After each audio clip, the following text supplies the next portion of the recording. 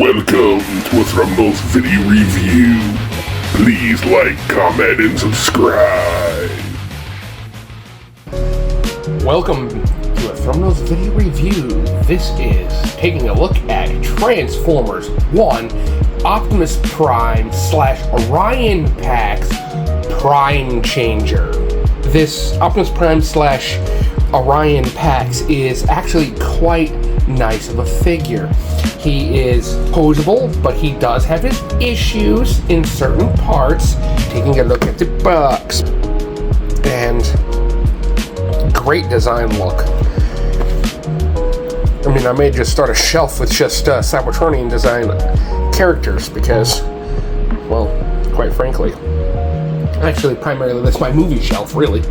I just don't know where to put him. It does have a removable matrix. He does come with his axe. He does the truck thing. He does the robot mode thing.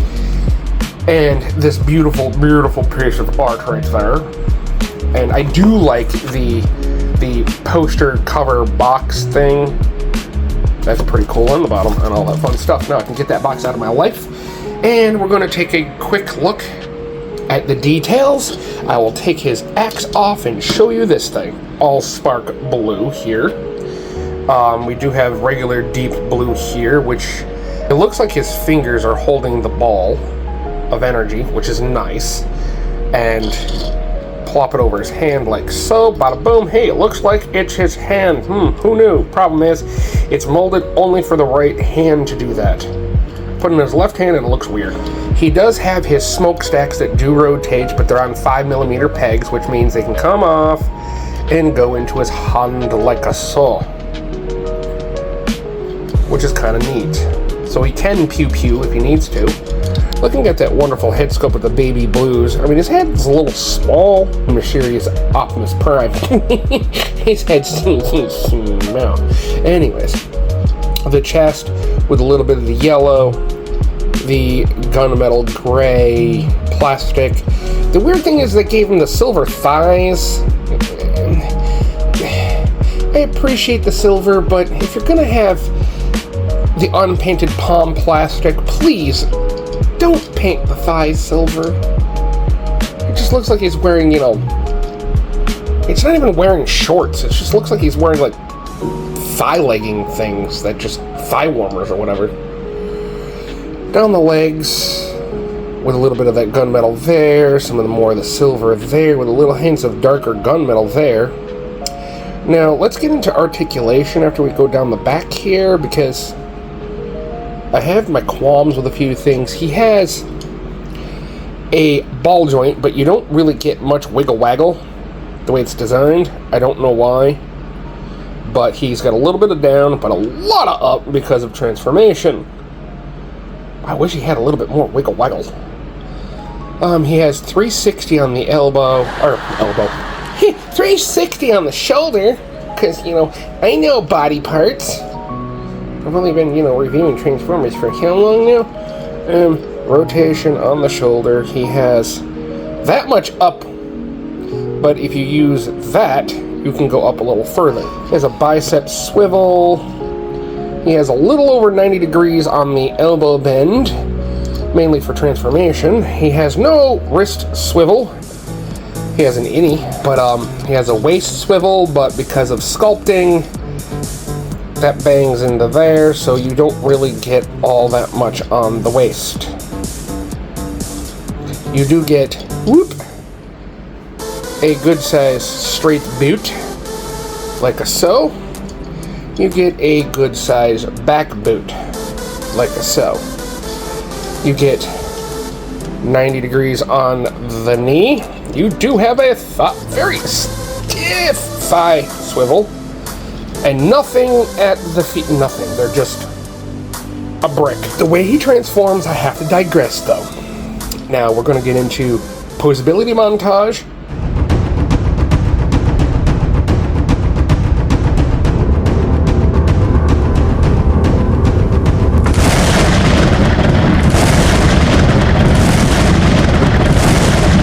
I can hold this matrix as you saw. It's actually a quite nice take on it. Yeah, it looks like it's supposed to be here, completely filled, but I like this take on have this design. It is actually quite nice. And to put it away, chest up, grab these one of these pegs that are here, pull the whole thing out, and it's sculpted so you have it upside down. There's that peg right there that it slots into, and then folds it in and folds it down. It's kind of like, almost like actual, the movie original Optimus Prime, which is pretty nice. We have Studio Series Ratchet as a size comparison, and here he is next to their Megatron. Yes, he does turn into a pew-pew. Reviews are coming for these guys. And a size comparison with a Legends class, I believe Fans Hobby or DX9, I can't remember. Is anybody else excited for Agent Knight? Hopefully by Christmas I will have Agent Knight in hand. And here's one more size comparison with a modern deluxe of Windblade as a size comparison to give you kind of an idea. Most people have Windblade by now. Now, transformation. We're going to have a little bit of fun here. Now, we're going to take off his axe because that connection is all not that great. And to connect it, it's just that port, that slot right there, and just done. Now, we're going to start off with Squirrel, and then we're going to fold in the hands, and then turn his hands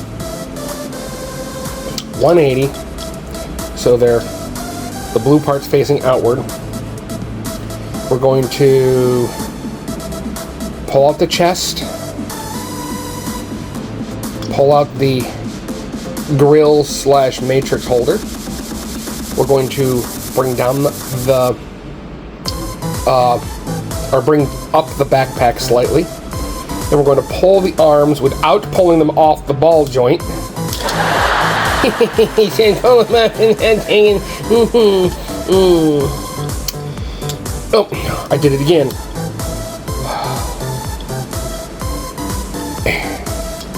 Bring down. These joints are stiff. We're going to take the smokestacks and roll them down. And roll them down. We're going to take and rotate this entire backpack panel. Bring down back the assembly here. Then we can drop this whole thing kind of sort of down, which you need the clearance of these shoulder panels to bring it all the way down. Rock this down, rock it all the way down, and rip it off the ball joint again. Rock those down and in. Now we're going to bend at the elbows. Now into the legs. We're going to open it up Combiner War style, boom, and roll this whole entire assembly up and over. Bring it down so it clips, because that tab right there is going to go into a slot right there. Roll this entire assembly, just close up the legs completely. Now there's a tab that's right there on the thigh. This peg on the arm is going to go into a slot in the foot right about there. If we can get some more light in there, that'd be great. The slot's right there. All at the same time, while getting that tab into that slot right there. Up, over, and in there, while trying to manipulate this. Now, keeping the legs open a little bit, we're going to take the axe, using this hole, flip it over, bring it down, peg it on one of those, clear the studs in the middle there. This has also got to plug into the port of the 5mm port there. And that's loose for a flight stand 3mm, so be mindful. And that tab right there has got to go into a slot in the shoulder at the same time as everything else, while trying to manipulate everything else. And then close up the top. He kind of sort of flattens out a little bit, but not all that well because he keeps trying to gap here. There's a Cybertronian truck mode. They did hide the feet away, but storage of the weapon, math. However, the really cool thing is you can roll these smokestacks around to give him his front guns. So that's pretty cool. You could have them sticking straight up if you wanted to, but stick them straight to the back. He's got rolling wheels. They're very thin. He does do just fine. And overall, I do like this design. This design is quite nice with the all-spark blue on the windshield, little bits of yellow, some silver that was on his back. I mean, overall, he's a neat little figure. And to show size, Bumblebee, and that came with the Spaniel. And as you can see, they are kind of sized decently together, which is weird. He is an awesome little figure. Great tinker toy. My final thoughts on him. This Optimus/Orion Pax is definitely one of the better ones for the Transformers One movie. Do you need one in your collection? That is entirely up to you. If you like this aesthetic, this design, the movie, I absolutely think that it's a great opening for new beginners and new G1s. Yes, this is going to be someone's G1. This is going to be someone's G1 movie. So that is my thoughts. Should you get them? Hey, you want to spend the 20 bones on it? Go for it. Have yourselves a great one. And remember, stay safe, stay healthy, love each other, love your faces. Peace.